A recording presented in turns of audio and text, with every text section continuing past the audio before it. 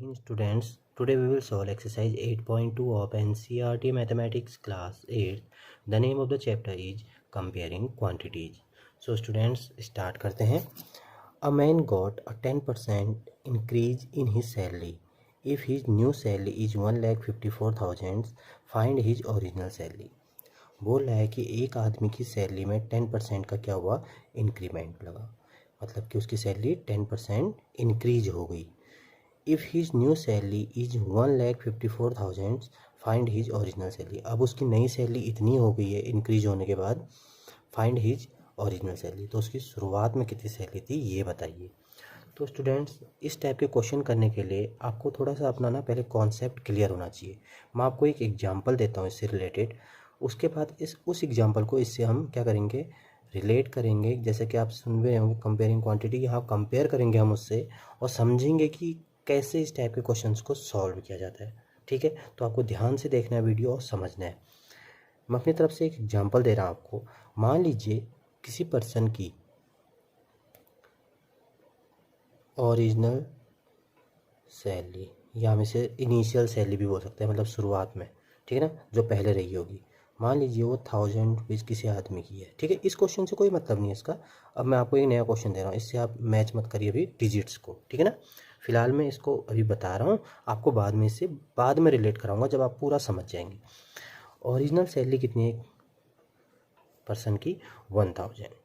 अगर मान लीजिए उसकी सैलरी में इंक्रीमेंट लगा, जिसे हम बोलते हैं इंक्रीज, मतलब बढ़ गई, कितना, 10%. तो उसकी जो न्यू सैलरी है, अब इंक्रीज होगी सैलरी 10%, तो न्यू सैलरी क्या होगी. अगर इस टाइप के क्वेश्चन होते हम कैसे करते, तो बेटा क्या आप ऐसा करते, 1000 किसकी सैलरी है, इंक्रीज हुई 10%. ऐसा अगर आप ऐसा सोच रहे तो गलत सोच रहे, ऐसा नहीं होता. 1000 प्लस 10% नहीं करते बेटा. ये 10% आपने किस चीज़ में किया, ये यहाँ पे गलत हो गया. इसे करने का सही तरीका क्या होता है, देखिए उसकी सैलरी में कितना इंक्रीज हुआ, 10% हुआ. तो आपको क्या करना चाहिए था, 10% ऑफ 1000 निकालना चाहिए था, क्योंकि 10% किसका इंक्रीज हुआ है, जितनी उसकी शुरुआत में सैलरी रही होगी उसका 10% इंक्रीज हुआ है. तो हम क्या करेंगे, पहले 10% ऑफ 1000 फाइंड कर लेंगे. Percentage mean divide by 100, of means multiply 1000. तो देखिए बेटा, इसको 20 से 20 करके आया कितना, 100. तो उसकी सैलरी में 10% जो था वो किसके इक्वल था, 100 के इक्वल था. अब न्यू सैलरी हम बता सकते हैं, देखिए शुरुआत न्यू सैलरी 100 रुपीज़ तो होगी नहीं. बिल्कुल, ये तो आप समझ रहे होंगे, न्यू सैलरी तो 100 रुपीज़ होगी नहीं, क्योंकि 100 रुपीज़ तो सिर्फ 10% की वैल्यू है. ये जितना इंक्रीज हुआ था इसकी वैल्यू हमने निकाली. अब हम क्या करेंगे, न्यू सैलरी निकालने के लिए, जो उसकी क्या है न्यू सैलरी है, उसको निकालने के लिए क्या करेंगे, शुरुआत में कितनी थी उसकी, 1000 प्लस ये जो हमने आंसर निकाला 100 इक्वल टू कितना लिखेंगे, इतना लिखेंगे. ठीक है, हमने क्या किया, अगर इसको हम यहीं पे सॉल्व करते तो हम क्या लिखते, 1000 प्लस जो हमने सॉल्व किया उसको यहाँ पे लिख देते, 10% ऑफ 1000. यही करके तो ये चीज़ निकला हुआ है. मैंने अभी आपको पार्शियली सॉल्व किया. पहले मैंने 10% निकाल लिया, 10% निकालने के बाद 100 आया और उसको इसमें प्लस कर दिया. यहाँ पे मैं एक ही लाइन में लिख दिया पूरा का पूरा. तो 1000 प्लस 10/100 मल्टीप्लाई बाय 1000. ऐसे भी लिख सकते थे इसे,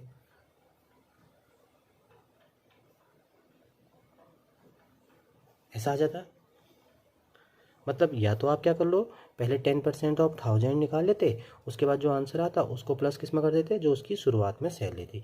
या अगर ऐसा नहीं करना चाह रहे, एक ही लाइन में स्टेटमेंट बनाइए, आपको इसको सॉल्व करने के बाद क्या मिल जाएगा, न्यू सैलरी, जो कि हमारा यहाँ पे निकल चुका है आंसर.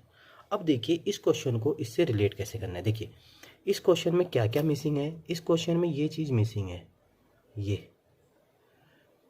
ये दिया हुआ है न्यू सैलरी, ये चीज़ दी हुई है, बिल्कुल दी हुई है. देखिए a man got 10% increase in his salary, increase दिया हुआ था. न्यू सैलरी यहाँ पे क्वेश्चन मार्क है, न्यू सैलरी की जगह यहाँ पे क्या दे रखा है, 1,54,000 दे रखा है, ये चीज़ दे रखी है. अब पूछ रहा है कि ओरिजिनल सैलरी जो कि हमारी ये 1000 थी ना, इसमें मिसिंग है. तो हमें इस क्वेश्चन को सिमिलरली ऐसे ही करना है, बस हम क्या करेंगे, ओरिजिनल सैलरी को x मान लेंगे, बस हमारा आंसर निकल आएगा। देखिए मैं इसको इसी पे बेस रख के इस क्वेश्चन को भी सॉल्व करते हैं, ठीक है। तो क्या लिखा है, इसकी स्टेटमेंट बनाते हैं, लेट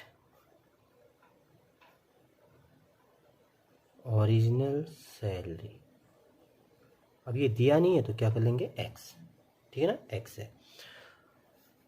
इंक्रीज दोनों में मैंने एग्जांपल में भी वही दिया था, तो आपको कोई प्रॉब्लम नहीं होगी, सीधे कितना है 10% का इंक्रीज हुआ है। न्यू सैलरी इसमें दी हुई है 1,54,000, ठीक है।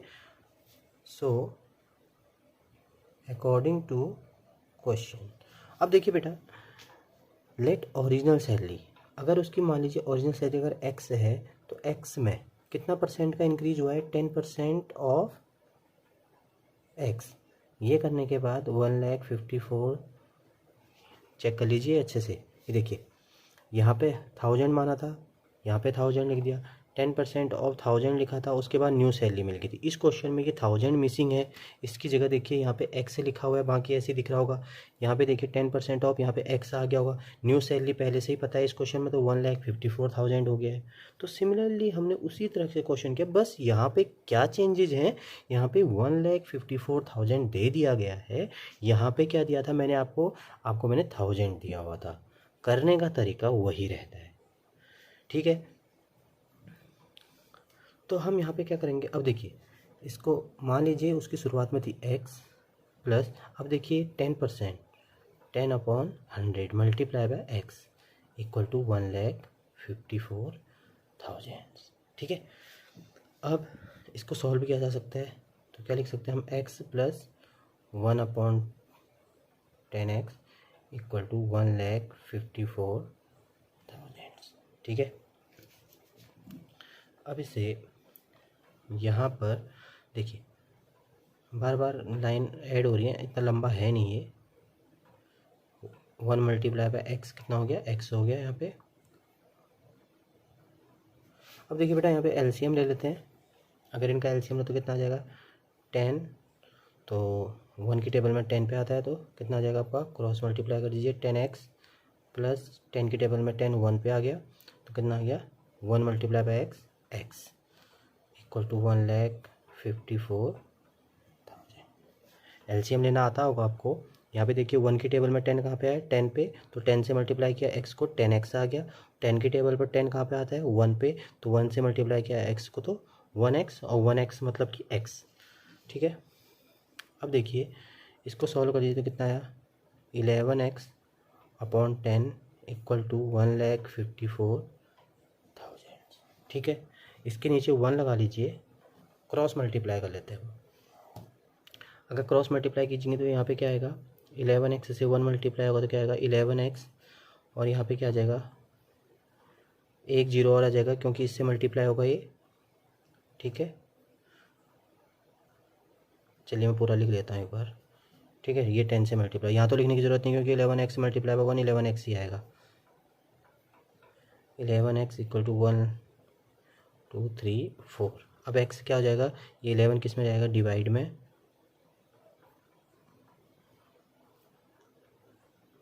अब 11 से डिवाइड करते हैं। 11 1 जा 11, कितना रह गया 4, 11 4 जा 44, ठीक है। तो 1 2 3 4, तो उसकी ओरिजिनल सैलरी कितनी थी, 1,40,000। इसी में क्या हुआ होगा, अगर आपको क्रॉस चेक करना है तो क्या कर सकते हो, देखिए उसकी शुरुआत में रही होगी 1,40,000 प्लस 10% ऑफ कितना हुआ था इसी का ना, 1,40,000, तो 1,40,000 प्लस 10/100 मल्टीप्लाई बाय 1,40,000। ये देखिए हम क्रॉस चेक कर रहे हैं, अपने क्वेश्चन को और अच्छे से समझ रहे हैं। इसको मल्टीप्लाई किया 10 से कितना आ गया 000। देखिए अब 0 से 0 0 0, फिर कितना आ जाएगा, यहाँ पर 4 आ जाएगा, 1 + 4 5, ये देखिए सिमिलरली उसी क्वेश्चन की तरह हो गया। तो आपको इन क्वेश्चंस को समझना बहुत ज़रूरी है। यहाँ पे मैंने चेक किया आपको समझाने के लिए। उसकी सैलरी थी शुरुआत में कितना 1,40,000, उसमें 10% इंक्रीज हुआ, उसी का 10% करते हैं और उसका 10% निकालने के बाद जो आंसर है 1,54,000। तो जब भी इस टाइप के क्वेश्चन आए तो आप रिलेट कर सकते हैं इस कॉन्सेप्ट से। इस कॉन्सेप्ट को समझना बहुत ज़्यादा ज़रूरी है। एक बार रिपीट कर लेते हैं, जिन बच्चों को अभी भी समझ में नहीं आया थोड़ा सा और समझ लेते हैं। देखिए सबसे पहले उसकी सैलरी नहीं दी थी शुरुआत में, तो उसकी सैलरी को कितना मान लिया, let original salary equal to x rupees. Increase कितना हुआ 10%। न्यू सैलरी बता रखी है 1,54,000। अब देखिए बेटा 10% इंक्रीज इसी का हुआ है, तो किस में पहले तो रही होगी x, मतलब कि शुरुआत में कुछ उसकी सैलरी रही होगी, वो तो उसमें क्या प्लस करेंगे 10% ऑफ x, मतलब कि इसका 10%। तो 10% ऑफ x निकाला हमने यहाँ पे, इसको 10% ऑफ x ऐसे ही लिख दिया। फिर 1,54,000 को यहाँ पे लिख दिया। फिर x प्लस 10%, तो 10/100 मल्टीप्लाई बाय x ये कर दिया। उसके बाद क्या किया, इससे इसको डिवाइड किया, 1/10 आ गया। फिर बाकी वैसे ही लिख दिया। यहाँ पर 1 से इनके बीच में मल्टीप्लाई का साइन था, तो x से 1 को मल्टीप्लाई करके x आ गया, तो फिर हमने नोट डाउन कर दिया। फिर यहाँ पे एलसीएम लिया, एलसीएम लेने के बाद 11x/10 इक्वल टू इतना है, तो इसके नीचे 1 लगा लिया, कोई फ़र्क नहीं पड़ने वाला था। फिर हमने क्या किया, क्रॉस मल्टीप्लाई कर लिया। क्रॉस मल्टीप्लाई करने के बाद 11 को कहाँ ले गए हम, डिवाइड में ले गए, और इसको डिवाइड करने के बाद हमारा आ गया। सो लास्ट में आप लिख सकते हैं, so his original salary equal to 1,40,000। ठीक है। क्वेश्चन नंबर 2 स्टार्ट करने से पहले आपको कुछ फॉर्मूले लर्न करने बहुत ज़्यादा ज़रूरी हैं। ये फॉर्मूले आपने 7th क्लास में भी पहले से पढ़े हुए हैं और इनसे रिलेटेड क्वेश्चंस को सॉल्व भी किया हुआ है। फिर भी यहाँ पे थोड़ा सा रिकॉल करते हैं इनको। सबसे पहले समझ लेते हैं प्रॉफिट क्या होता है।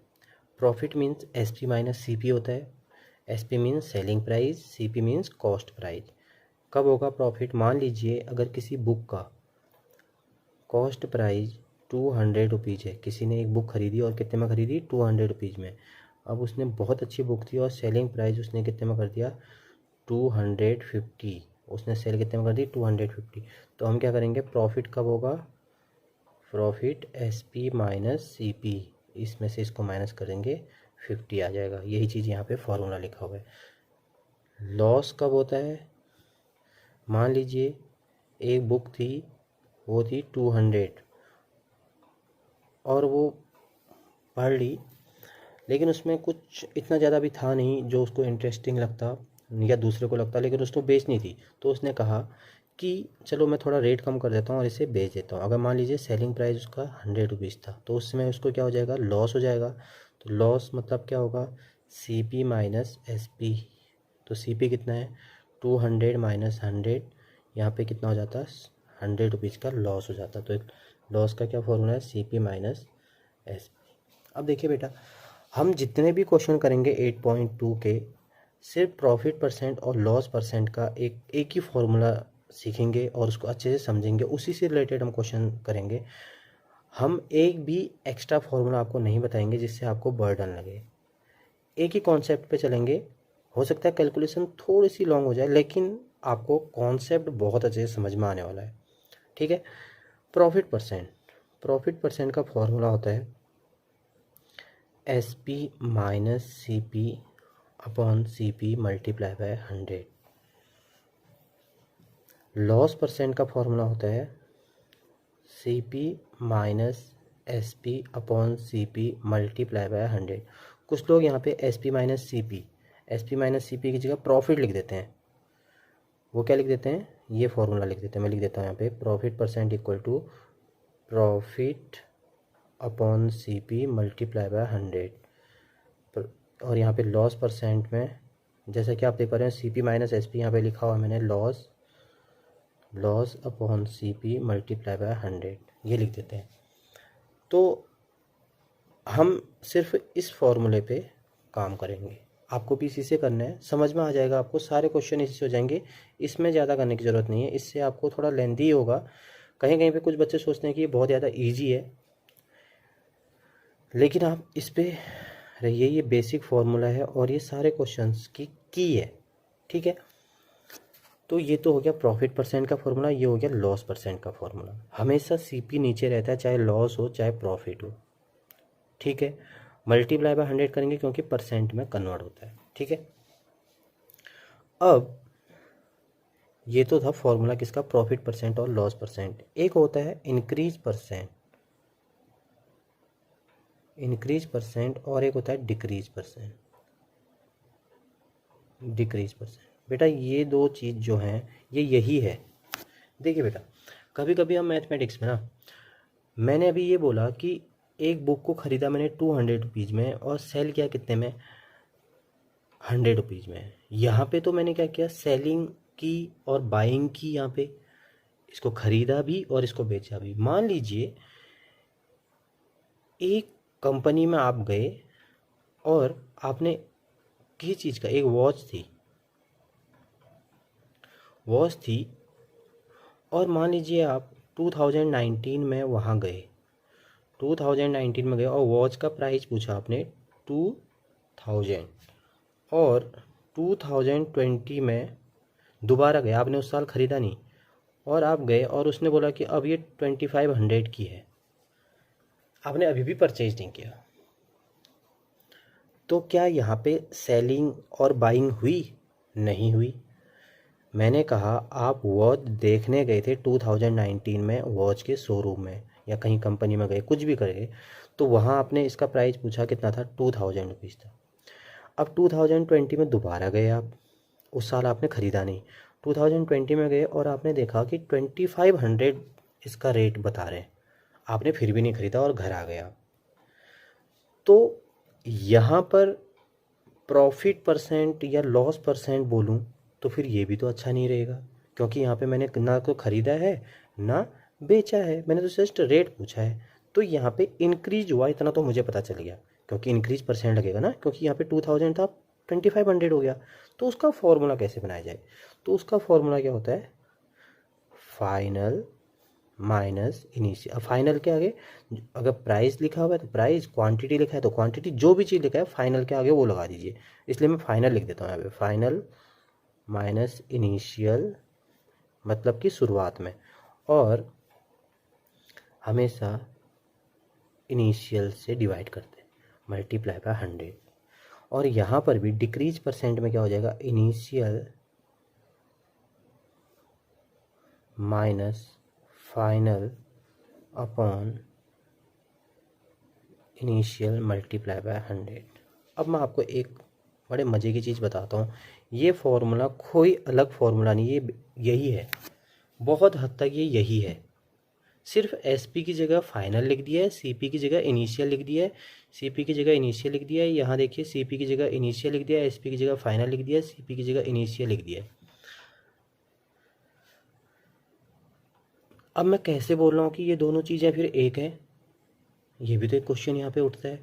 तो बेटा देखो, अगर आप इसे खरीद रहे होते, ठीक है, तो जो शॉपकीपर था वो इसे क्या करता, उसका कॉस्ट प्राइस क्या होता, देखिए उसने ख़रीदा कितने में होता, 2000 में ख़रीदा होता, तो ये क्या बन जाता उस समय, सीपी बन जाता। अरे भाई, अगर हम बोलते इस, अगर आप मान लीजिए अब वॉच आप ख़रीदने वाले होते, ठीक है, तो उसने, अगर आप 2020 में अगर इसको आप ख़रीद लेते, तो उस शॉपकीपर क्या सोचता कि मैंने तो 2000 में ख़रीदा हुआ है और मैं 2020 में बेच रहा हूँ, तो कितने का बेच रहा हूँ, 2500 का, तो अब क्या बन गया, ये सेलिंग प्राइस बन जाता उसके लिए। तो यही चीज़ तो होता है यहाँ पे। तो यहाँ पे उसको क्या होता, प्रॉफिट होता, प्रॉफिट मतलब इंक्रीज, उसको प्रॉफिट हो रहा है। तो यहाँ पे S P minus C P लगाते, और एस पी यहाँ पे देखिए फाइनल, एस पी को तभी मैंने कहा फाइनल से कंपेयर कर रखा था, और सी पी को इनिशियल से, यहाँ पे सी पी इनिशियल। तो इस फॉर्मूले को भी इस फॉर्मूले से रिलेट किया जा सकता है कहीं कहीं, ठीक है। जो शुरुआत वाला होगा उसको हम थोड़ी देर के लिए समझ लेते हैं कि सी पी के बराबर होगा, जो बाद वाला होगा उसको समझ लेते हैं कि एस पी के बराबर होगा, है ना।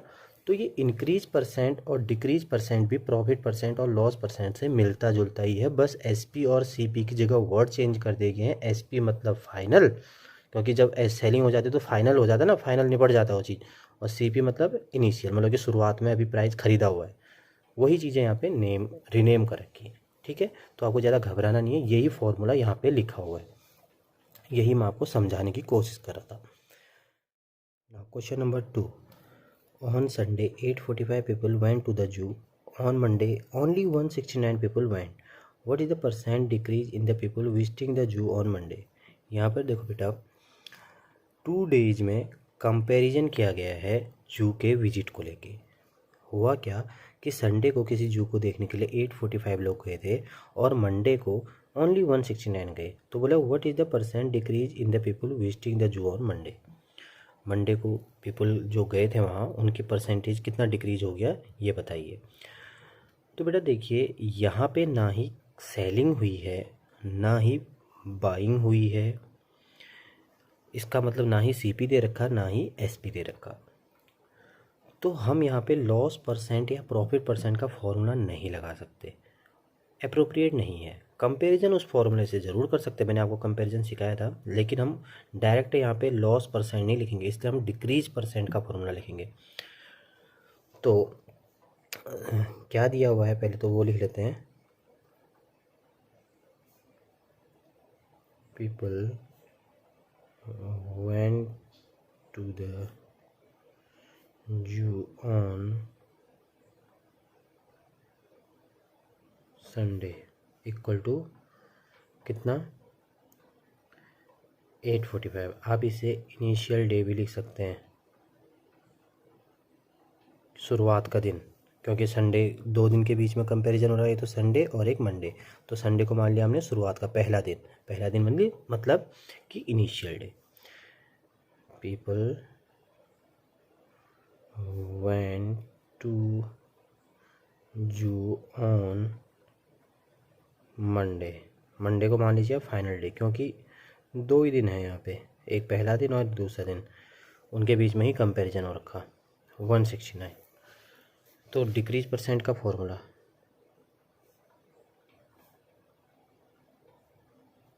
डिक्रीज परसेंट, अब डिक्रीज परसेंट का फॉर्मूला क्या बताया था मैंने आपको, initial minus final upon initial multiply by 100। अब देखो बेटा, इस फॉर्मूले को ना, जिस बच्चे को कन्फ्यूजन हो रही है ना, इस फॉर्मूले से कंपेयर कर सकते हैं आप। उसका कंपैरिजन कैसे, देखिए, लॉस डिक्रीज मतलब लॉस ही तो हुआ एक तरह से। लॉस परसेंट का फॉर्मूला आपने पिछले साल भी पढ़ा होगा, CP minus SP upon CP multiply by 100।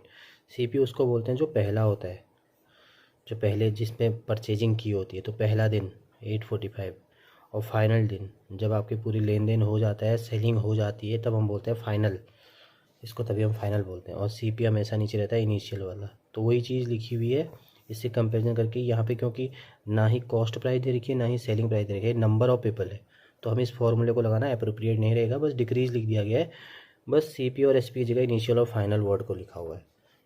तो इस फॉर्मूले की गहराई को समझिए, कुछ भी अलग नहीं है, सेम यही चीज़ लिखी हुई है, बस यहाँ पे क्या लिख दिया है, वर्ड्स का हेर फेर है, ये समझ लो आप। ठीक है, तो डिक्रीज परसेंट, तो इनिशियल में कितने थे, 845 माइनस फाइनल में कितने थे, final day, initial day Sunday को 845 लोग गए थे, फाइनल डे मंडे को 169 लोग गए थे। और इनिशियल हमेशा नीचे रहता है, क्योंकि CP नीचे लिखते हैं ना, तो इनिशियल ही नीचे रहता है, मल्टीप्लाई बाय 100। आप चाहें तो इसको माइनस कर लीजिए, 515 माइनस 9 6, यहाँ पे आ जाएगा आपका 3 7 आ जाएगा, 8 की जगह 7 7 माइनस 1 6 मल्टीप्लाई बाय 100 अपॉन 845, 5 से डिवाइड कर देंगे, 5 1 जा 5, 5 6 जा 30, 5 9 जा 45, 5 से डिवाइड करिए 20। ठीक है, अब 13 13 जा 169 होता है, 13 से डिवाइड हो जाएगा, 13 13 जा 169 होता है, और 13 से 13 5 जा 65, और 13 2 जा, तो 13 से फिर से डिवाइड हो सकता है, तो 4 यहाँ से आ गया और 20 यहाँ बचा था, 24 जा 80%। तो हम लिख सकते हैं, so percentage decrease in the people visiting the zoo on Monday equal to 80%. Question number third. A shopkeeper buys 80 articles for 2400 and sells them for a profit of 16%. Find the selling price of one article. बहुत simple सा question है, question number third. इसको तो आप आसानी से समझ सकते हैं, 7th क्लास में भी आपने इस टाइप के क्वेश्चन किए। क्या दे रखा है? बाइज, बाइज मतलब सीपी। गिवन, गिवन क्या लिखेंगे? CP of 80 articles equal to ₹2400। फिर दे रखा है and sells them for a profit of 16%। Profit percent दे रखा है कितना? 16। क्या पूछा हुआ है इसमें? Find the selling price of one article. क्या पूछा गया इसमें? यहाँ पे लिख देता हूँ मैं, क्या पूछा गया है?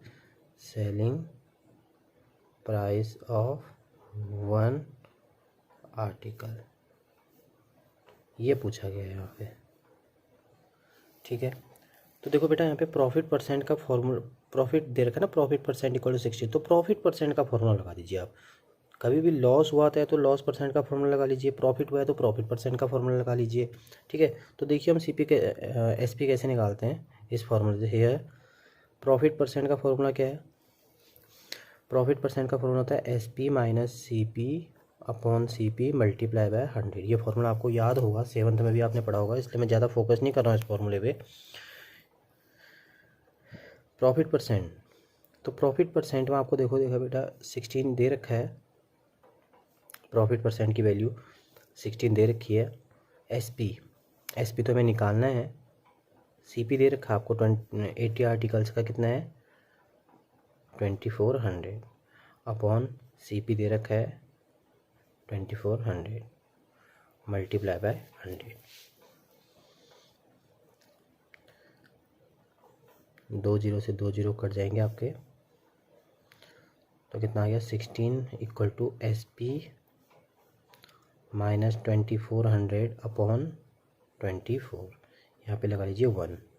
अब क्या कर लीजिए? क्रॉस मल्टीप्लाई, 16 मल्टीप्लाई बाय 24 और 1 से इसको मल्टीप्लाई करेंगे तो वही आ जाएगा। 16 4 जा कर देंगे 384 आ जाएगा। S P minus 2400। अब देखिए बेटा यहाँ ये माइनस में है तो इधर आएगा तो किस में आ जाएगा? प्लस में। 384 plus 2400 equal to S P. तो S P equal to plus कर लीजिए 4 और ये आ जाएगा 82784। तो एस पी कितना आ गया? 2784। अब देखिए बेटा सी पी ऑफ 80 आर्टिकल्स हमने इसके अकॉर्डिंग किया, तो ये एस पी ऑफ 80 आर्टिकल्स है। So S P of 80 articles equal to ₹2784। देखो बेटा क्योंकि सी पी 80 आर्टिकल्स का दे रखा था और हमने इसी के अकॉर्डिंग किया, तो एस पी भी तो 80 आर्टिकल्स का ही आएगा, लेकिन हमें selling price of one article रखना है। तो 80 का पता है, 2784 लिखा हुआ है, तो क्या 1 का नहीं निकाल सकते? So S P of one article. देखिए बेटा अगर 16 पेन का कॉस्ट 96 है तो 1 पेन का कॉस्ट निकाल सकते हैं, आप डिवाइड कर देंगे। तो ऐसे ही यहाँ पर भी आपको क्या कर देना है? 2784 को डिवाइड किससे कर देना है? 80 से। समझ रहे ना आप? क्योंकि सी पी दे रखा था 80 आर्टिकल्स का और प्रॉफिट परसेंट दे रखा था 16। तो हमने ये जो क्वेश्चन किया है हमने इसके मद्देनजर रखते हुए किया है, इसके पॉइंट ऑफ व्यू से किया हुआ है। तो हमने इसी के अकॉर्डिंग अपना आंसर क्या निकाला है? एस पी इतना निकाला है। ये तो किसके अकॉर्डिंग है? 80 आर्टिकल्स का। लेकिन आंसर जो पूछ रहा है आपसे वो क्या पूछ रहा है? देखिए selling price of one article. अब 180 का तो हमने निकाल दिया, 80 का इतना है, तो 1 का निकालने के लिए क्या करेंगे? 80 से डिवाइड कर देंगे इसको। और डिवाइड देखिए यहाँ पे 2784, 80 से डिवाइड कर दीजिए। 8 3 जा 24 जाएगा ना 240, तो कितना आ जाएगा 8 और ये कितना आ जाएगा 4, 320 64। पॉइंट में एक और प्लेस तक निकाल देते हैं, जीरो लगा देते हैं यहाँ पे, तो कितना आ जाएगा 8 4 जा 8 8 8 जा 64, तो पूरा ही डिवाइड हो जाएगा यहाँ पे, तो कितना आ जाएगा यहाँ पे 34.8 रुपीज। तो एसपी ऑफ वन आर्टिकल कितना आ गया 34.8। Now question number 4, the cost of an article was ₹15,500, ₹450 were spent on its repairs. If it is sold for a profit of 15%, find the selling price of the article. देखिए बेटा, इस question को समझने से पहले थोड़ा सा एक कॉन्सेप्ट समझते हैं, फिर उसके बाद इस क्वेश्चन को करते हैं। मान लीजिए आपने एक मोबाइल ख़रीदा जिसकी कॉस्ट थी 10,000। आपने प्लान किया कि इसे मैं 1 ईयर तक यूज़ करूँगा, 1 ईयर तक यूज़ करूँगा, उसके बाद मैं क्या कर दूँगा, इसे सेल कर दूँगा, प्रॉफिट भी कमाऊँगा मैं इसमें, इससे महंगे में बेचूँगा, तभी तो प्रॉफिट होगा ना। मान लीजिए सोचा तो आपने ये था, लेकिन हुआ क्या, 1 ईयर कंप्लीट होने से कुछ दिन पहले ये ख़राब हो गया, इसमें कुछ इशू आ गया, इंटरनल इशू। तो आप क्या करोगे, अब इसे रिपेयर करोगे, ऐसे तो बेचोगे नहीं क्योंकि कोई लेगा ही नहीं, ख़राब चीज़ कौन लेगा आपसे। आपने इसे रिपेयर किया, अब मान लीजिए अगर आपके इसमें 1000 रुपीज़ रिपेयर करने के भी लग गए, 1000 रुपीज़ आपके रिपेयर करने में लग गए, आपने अभी बेचा नहीं है। अब बेचने की तो तब सोचोगे ना जब ये ठीक कंडीशन में होगा। ख़राब हो चुका है आपका मोबाइल और आप इसे बेचने की सोच रहे थे, पर आपने कहा कि अरे ये तो कोई ख़रीदेगा ही नहीं, तो मुझे पहले ठीक करा लेना चाहिए, तो आपने ठीक भी करा लिया, तो 1000 रुपीज़ आपने ठीक कराने के एक्स्ट्रा और दिए।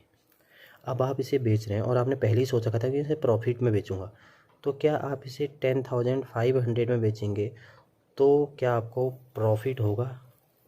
बिल्कुल भी नहीं होगा, आपको लॉस हो चुका है यहाँ पे। क्यों? क्योंकि आपने तो 10,000 रुपीज़ का ख़रीदा था, उसके बाद 1000 रुपीज़ और भी तो लगाए हैं, वो भी तो आपका कॉस्ट प्राइस में ही तो इंक्लूड हो गया। समझ रहे हैं ना, क्योंकि कॉस्ट प्राइस में आपका ये 10,000 रुपीज़ था, उसमें आपके क्या हुआ 1000 रुपीज़ ये ख़राब होने के चार्जेस भी तो आप ही ने दिए। तो इस तरह से आपका मोबाइल तो कितने का बन गया, 11,000 का बन गया ना आपका मोबाइल तो अब, और आप बेचने चले उसे 10,500। तो आपका जब भी ये रिपेयरिंग होती है ये भी कॉस्ट प्राइस में ही जुड़ जाती है, इसके अकॉर्डिंग आपको देखना है। आप अगर यहाँ पे अब ये 11,500 का बेचेंगे ना, तब जाके आपको 500 रुपीज़ का प्रॉफिट होगा, क्योंकि 10,000 में तो सोचो, देखो आपने ख़रीदा, उसके बाद 1000 रुपीज़ क्या करे, उसके रिपेयरिंग में खर्च करे। अब आपके टोटल आपकी वो फ़ोन आपका 10,000 का नहीं रहा, अब आपका फ़ोन हो चुका है 11,000 का, और 11,000 का हो चुका है। अब आप 11,500 में बेचोगे तो 500 रुपीज़ का प्रॉफिट होगा। तो कभी भी आपका क्या होता है, जो रिपेयरिंग होती है, जो भी टूट फूट हो जाती है बीच में, वो भी सब आप पर बर्डन पड़ता है उसका, वो भी आपके सीपी में ऐड हो जाता है। ठीक है, तो इस क्वेश्चन में अब इसी कॉन्सेप्ट को यूज करेंगे। Question number 4, given cost of an article equal to ₹15,500 spent on its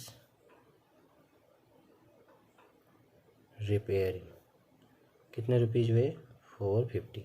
तो ये भी इसमें क्या हो जाएगा, सीपी ये नहीं रहा।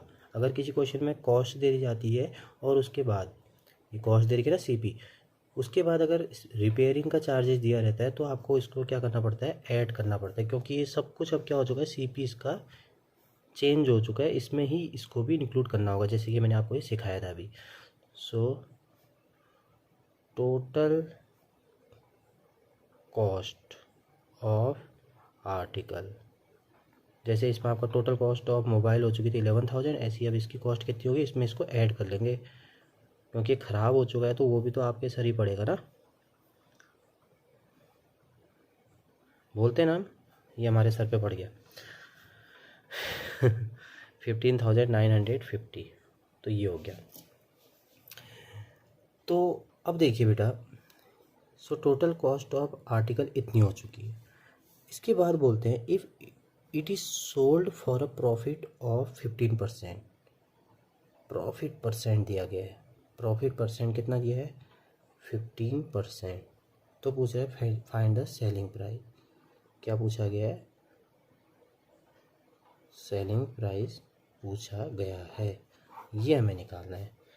तो प्रॉफिट परसेंट दे रखा है इस क्वेश्चन में, तो प्रॉफिट परसेंट का ही फॉर्मूला भी आपको लगाना है। प्रॉफिट परसेंट का फॉर्मूला क्या होता है, ये तो दे रखा है profit percent equal to 15। Profit percent का फॉर्मूला क्या होता है, SP minus CP upon CP multiply by 100। तो प्रॉफिट परसेंट की वैल्यू दे रही है 15 इक्वल टू SP, ये हमें निकालना ही है। CP ये दे रखा है 15,950 अपॉन CP 15,950 मल्टीप्लाई बाय 100। ठीक है, 10 से 10 कट गया, यहाँ 1 लगा लिया, यहाँ पे ब्रैकेट में लिख दीजिए आप इसे। अब देखिए बेटा, क्रॉस मल्टीप्लाई कर लीजिए, 15 से मल्टीप्लाई हो जाएगा आपका 1595, और यहाँ 10 से मल्टीप्लाई हो जाएगा क्या, क्योंकि डिस्ट्रीब्यूटिव प्रॉपर्टी लगेगी, 10 बाहर पे है, इस पूरे को मल्टीप्लाई करेगा 10 SP, और यहाँ पे कितना हो जाएगा 159500। ठीक है, अब 15 से इसको मल्टीप्लाई करेंगे, 15 5 जा 75, अब हो जाएगा 59 जा 135, 135 प्लस 7 142। ठीक है, 142 हो गया।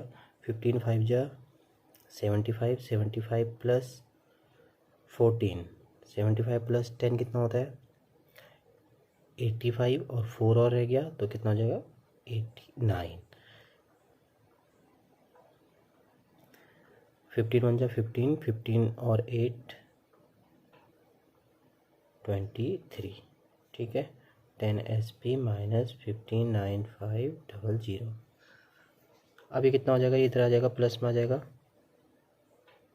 159500, यहाँ प्लस में आ चुका है, दोनों प्लस के हो जाएंगे 23925 और 10 SP, ये इधर आया ना, प्लस में आ गया।